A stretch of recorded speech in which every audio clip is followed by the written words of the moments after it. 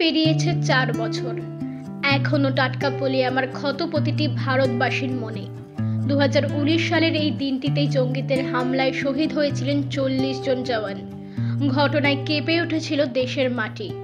সেই দিনের গভীর ক্ষত আজও দেশবাসী মনে বয়ে নিয়ে বেড়াচ্ছে। যেখানে সারা বিশ্বদিন ভ্যালেন্টাইন্স ডে ও সরস্বতী পুজো উদযাপনে ব্যস্ত, সেখানে শিলিগুড়িতে দেখা গেল অন্য ছবি। বুধবার শিলিগুড়ির বাঘাযতীন পার্কে পুলিয়ামায় শহীদ জওয়ানদের প্রতি শ্রদ্ধা জানালেন শহরের তরুণ প্রজন্ম। এদিন বাঘাযতীন পার্কে শিলিগুড়ি বন্ধুচল ওয়েলফেয়ার অর্গানাইজেশন ও গিফট লাইফ সোসাইটির তরফে শ্রদ্ধা জানানো হয় শহীদদের। শুধু তাই নয়, দেশত্ববোধক গান গেয়ে পড়ুয়ারা শহীদদের প্রতি শ্রদ্ধা জানান। শহীদদের শ্রদ্ধা জানাতে পালন করা হয় নীরবতা। ব্যস্ত শহরের মাঝে পুলিয়ামার শহীদদের শ্রদ্ধা জানাতে এগিয়ে আসে সাধারণ মানুষও।